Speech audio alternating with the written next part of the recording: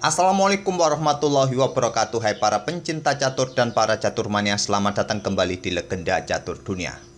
Setelah menyelesaikan seksi Blitz kemarin lusa, Norway Chess 2022 melanjutkan event utamanya, yaitu seksi permainan klasikal yang formatnya menggunakan single round robin kawan. Artinya semua para pemain nanti akan saling bertemu satu kali, artinya ada 9 babak nanti kawan, dan kontrol waktunya adalah 120 menit.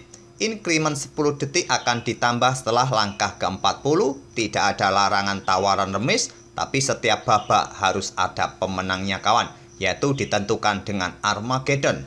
Armageddon nantinya putih akan dikasih waktu yang lebih banyak, yaitu 10 menit, sedangkan hitam 7 menit. Tapi dalam permainan Armageddon, jika permainan berakhir remis kawan, hitamlah yang menjadi pemenangnya. Dan untuk perhitungan poin setiap babaknya, yang menang di game klasik akan mendapatkan poin penuh, yaitu 3 poin. Yang kalah akan mendapatkan 0 poin. Yang menang di Armageddon hanya mendapatkan 1,5 poin saja, dan yang kalah masih mendapatkan 1 poin. Ini mending kalah di Armageddon kawan ketimbang kalah di game klasik, masih mendapatkan poin 1 poin kalau kalah di Armageddon.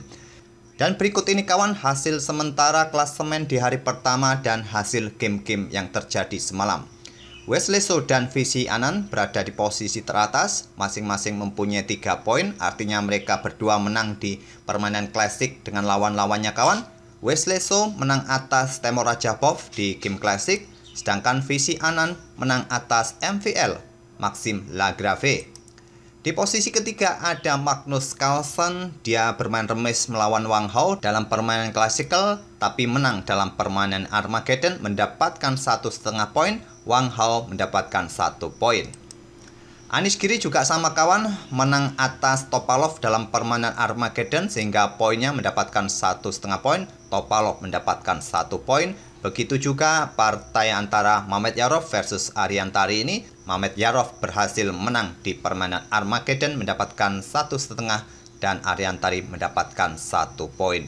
Itulah kawan hasil-hasil partai yang terjadi semalam, dan game yang akan kita ulas ini kita akan lihat permainannya Magnus Carlsen versus Wang Hao dalam permainan Armageddon kawan. Langsung kita ke atas papan.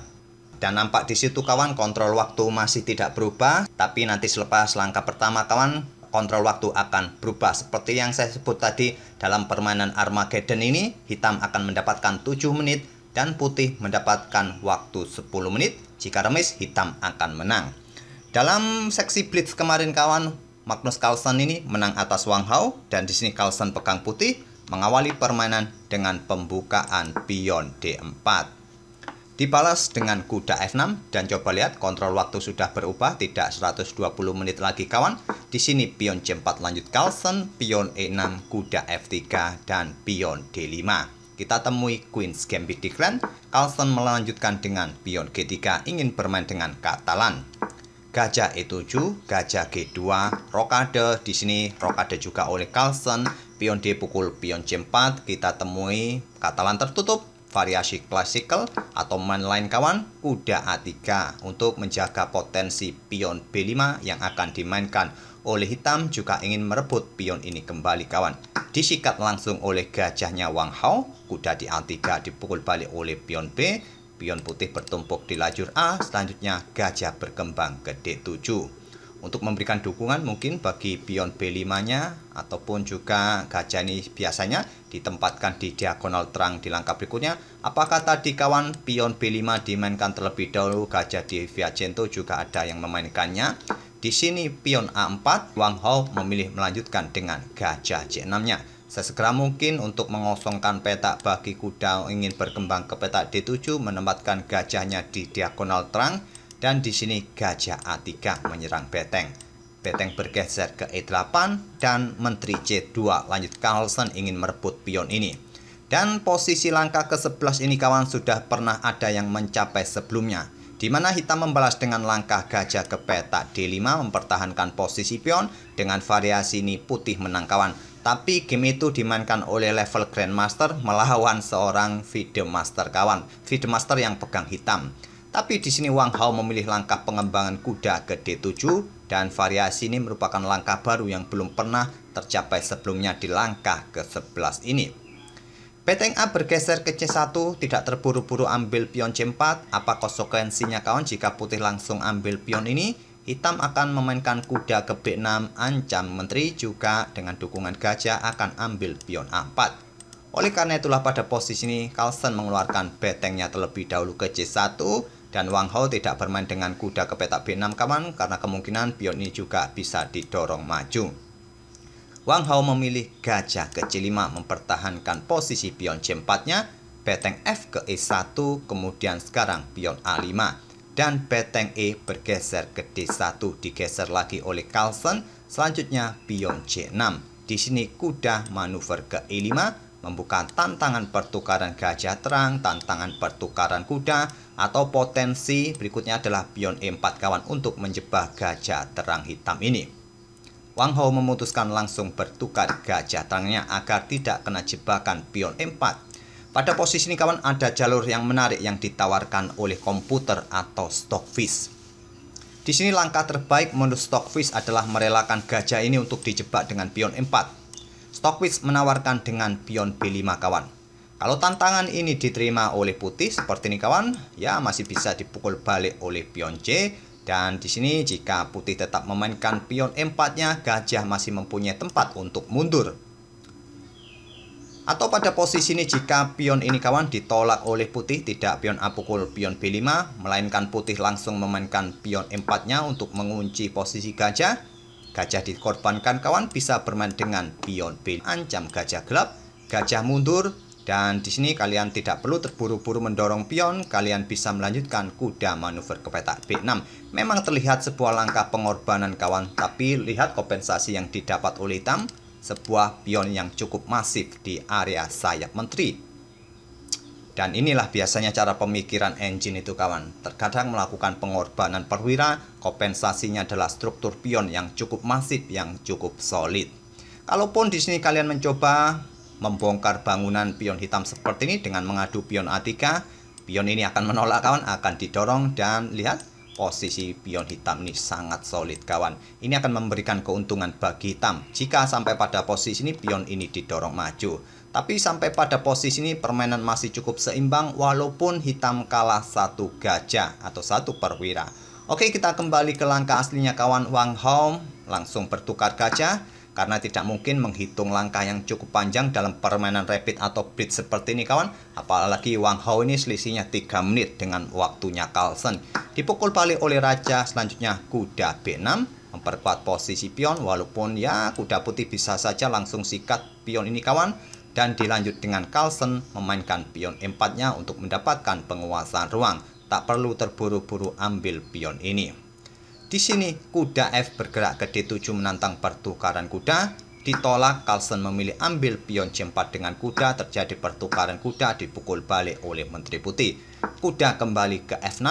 Lanjut Wang Hao. Di sini pion F3 memperkuat posisi pionnya dari ancaman kuda hitam dan menteri hitam C7. Beteng bergeser ke B1, selanjutnya beteng A bergeser ke D8. Kalaupun ingin menggeser beteng ke lajur pusat ini kawan, paling kuat menurut Stockfish adalah beteng E inilah yang digeser. Nanti jika ada ancaman menteri ingin merebut pion B7, maksud saya pion B7 ini kawan, maka beteng A bisa memperkuatnya di petak B8. Itulah jalur yang dipilih oleh Stockfish daripada Wang Hao tadi memainkan beteng A bergerak ke pusat ke D8. Menteri B3 incar pion ini kawan, beteng naik ke petak D7 dan gajah turun ke C1. Di sini Wang Hao memainkan pion C5-nya yang merupakan langkah kurang bagus menurut Stockfish kawan. Di sini tadi langkah yang terbaik adalah pion H6 untuk memberikan ruang atau membuat langkah menunggu atau mencegat pergerakan gajah yang ingin bergerak ke petak ini mungkin. Tapi Wang Hao ingin mengadu pionnya di sini. Berharap diterima, bisa mendapatkan beteng atau terjadi pertukaran beteng, dan nanti pion putih masih bisa direbut lagi oleh menteri hitam kawan. Tapi di sini kawan, Magnus Carlsen mempunyai kesempatan menyerang menteri terlebih dahulu dengan gajah F4, mengkoneksikan kedua beteng, dan di langkah berikutnya persiapan juga bisa ambil pion ini, mengadu pionnya untuk membuka lajur D, bisa jadi. menteri bergerak naik ke peta C6 dan beteng B bergeser ke C1 mengepin pion. Di sini pion B6 dimainkan memperkuat posisi pionnya dan Carlsen membuka lajur D dengan pion D pukul pion C5. Ancam atau menantang pertukaran beteng diterima oleh Wang Hao, dipukul balik oleh beteng. Selanjutnya di sini menteri ambil pion C5. Memukul balik menggunakan pion sedikit lebih baik kawan daripada memukul balik menggunakan menteri. Ataupun memainkan pion E5 ini terlebih dahulu untuk ancam gajah, gajah mundur, barulah pion B pukul pion C5. Di sini tadi Wang Hao langsung memukul balik pion ini dengan menteri dan gajah mundur ke peta E3 ancam menteri. Di sini menteri mundur lagi ke C6 dan di sini menteri ke peta B5. Kalau sekarang ambil pion yang ada di peta B6 ini kawan, ya simple, menteri hitam juga akan mendapatkan pion yang ada di peta A4. Kalaupun juga pada posisi ini pion ini diambil oleh gajah, maka berikutnya tentu adalah ancaman garbuan. Maksud saya ancaman pimpinan di peta B8 dengan beteng kawan. Tapi perlu diingat juga posisi raja di baris belakang ini cukup riskan kawan. Kalau sampai beteng ini meninggalkan baris belakang, ancamannya adalah ancaman skakmat back rank mate. Walaupun peta ini masih cukup bagus, masih ada menteri, masih ada kuda, tapi juga perlu hati-hati jangan sampai baris belakang ini tewas. Oleh karena itu di beberapa langkah sebelumnya tadi engine menyarankan pion H6 langsung dimainkan oleh hitam untuk memberikan ruang bagi raja. Di sini tadi Carlsen memilih untuk menantang pertukaran menteri di peta B5 kawan agar hitam juga tidak mendapatkan pion A4-nya. Tantangan ditolak, menteri bergerak ke peta C3 ancam gajah. Di sini diblokade dengan beteng D3. Kalaupun di sini tadi kawan Wang Hao menerima tantangan pertukaran menteri seperti ini, tentu ini akan buruk bagi hitam kawan. Karena masih bisa dipukul balik oleh pion, malah akan memperbaiki struktur pionnya nanti jika ada kesempatan pion ini didorong maju, berkoneksi. Dan coba lihat, hitam mempunyai pion menggantung di peta B6 ini yang sudah ditarget oleh gajah gelap putih. Dan dua pion kemungkinan akan tewas. Putih akan ya dibilang 85% sudah dalam posisi kemenangan jika tantangan pertukaran menteri ini langsung diterima. Wang Hao menyerang gajah di peta C3, diblokade oleh beteng di D3, menteri C2 skak, diblokade lagi oleh beteng D2, dan menteri kembali ke C3. Di sini Carlsen tidak lagi memblokadenya dengan beteng kawan, di sini memilih raja bergerak ke peta F2. Menteri bergerak ke peta B3 juga bisa jadi pilihan bagi putih. Carlsen memilih mempick up gajahnya dengan raja F2 dan Wang Hao menggeser betengnya ke B8. Di sini menteri putih ke D3 lanjut Carlsen menantang pertukaran menteri. Tantangan ditolak, menteri mundur ke peta C8. Coba lihat kawan bentuk baterai yang dibuat oleh Carlsen ini ancamannya adalah ancaman skakmat di peta ini nanti kawan. Dipukul oleh beteng hitam masih bisa dipukul balik oleh beteng putih nanti kawan. Ditutup oleh kuda, disikat oleh beteng skakmat. Posisi raja masih sangat tertutup di baris belakang ini kawan. Perlu ada ruang sedikit untuk pelarian raja di baris belakang harusnya. Oleh karena itu menteri ini mundur ke peta C8, membackup peta D8-nya kawan. Dan selanjutnya gajah ambil pion B6, langkah terbaik, langkah pengorbanan, taktik defleksi agar penjaga di baris belakang ini satu terdefleksi jika ambil gajah ini. Maaf kawan. Dan di sini Carlsen melanjutkan menteri ke peta B7 dan dibalas dengan langkah menteri ke peta D4 menjaga gajahnya. Apabila tetap saja kawan jika menteri ini mencoba ambil gajah ini, ya simple disikat oleh menteri hitam. Jika dipukul balik oleh beteng, beteng putih siap meluncur memberikan ancaman skakmat. Di sini pion H6 dimainkan langkah terlambat. Sekarang posisi raja ini juga sudah aman kawan karena ruangnya sudah dibuka. Tapi langkah terbaik pada posisi ini bisa bermain dengan pion E5 terlebih dahulu, mendefleksikan posisi menteri. Ataupun juga langsung bermain dengan pion H5 daripada satu peta seperti ini menurut Stockfish. Ataupun juga beteng ini bergeser ke B8 kawan. Oke, tadi Wang Hao memainkan pion H6-nya, dibalas Carlsen dengan langkah gajah ambil pion A5. Karena posisi raja sudah tidak bisa diberi ancaman skak di baris belakang kawan. Carlsen sekarang unggul 2 pion kawan, dilanjut Wang Hao dengan menteri B1. Ingin bergerak dari belakang ke peta H1 mungkin merebut pion H2 dibalas dengan Raja G2 mempertahankan posisi petak H1, Menteri C1 dibalas dengan Menteri C3 menantang pertukaran menteri, tantangan ditolak, Menteri ke B1 lagi, dan Carlsen kembali menantang pertukaran menteri di petak C2. Tantangan kembali ditolak, Menteri mundur ke B7, Carlsen kembali menantang pertukaran menteri di petak C7 karena merasa unggul 2 pion kawan. Tantangan ditolak, Menteri ke A8 dan Carlsen mengorbankan menterinya pukul beteng B8 skak. Dipukul balik oleh Menteri, beteng meluncur ke petak D8 skak. Di posisi ini Wang Hao menyerah. Kontrol waktunya juga tinggal beberapa detik kawan, dan permainan sudah mencapai di atas langkah ke-40, incrementnya hanya 1 detik.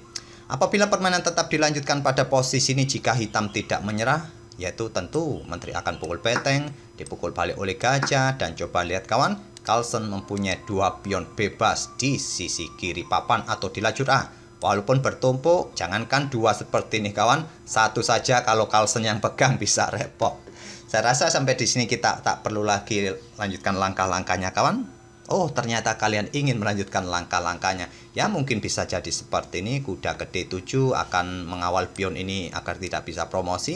Gajah akan bergerak membatasi pergerakan kuda di sini kawan. Ya, kuda bisa lompat ke peta C5 untuk mengancam pion, juga membatasi ruang pion di peta A6 jika didorong nanti. Di sini pion akan didorong, selanjutnya mungkin hitam akan melanjutkan pergerakan pion. Gajah ancam kuda, kuda akan ke A6 memblokade pion ini kawan. Dan coba lihat dengan pergerakan kuda seperti ini, dia akan stuck di posisi ini kawan. Nanti bagaimana putih mulai bergerak dengan rajanya dan pion-pion yang lainnya ini kawan. Sampai di sini saya tak perlu lagi melanjutkan langkah-langkahnya kawan. Sudah sangat jelas putih tetap menang. Kecuali kalian ngantuk atau kalian sudah kehabisan waktu. Oke, itulah kawan permainan dari Magnus Carlsen versus Wang Hao di babak pertama dalam permainan Armageddon. Setelah sebelumnya mereka bermain remis dalam permainan klasikal, sementara Carlsen hanya mendapatkan 1,5 poin di hari pertamanya. Semoga permainan mereka berdua bisa menghibur kalian, dan kita akan melanjutkan nanti sore 1 game lagi kawan, dan kita akan bertemu di video-video lainnya, video-video berikutnya. Terima kasih. Wassalamualaikum warahmatullahi wabarakatuh.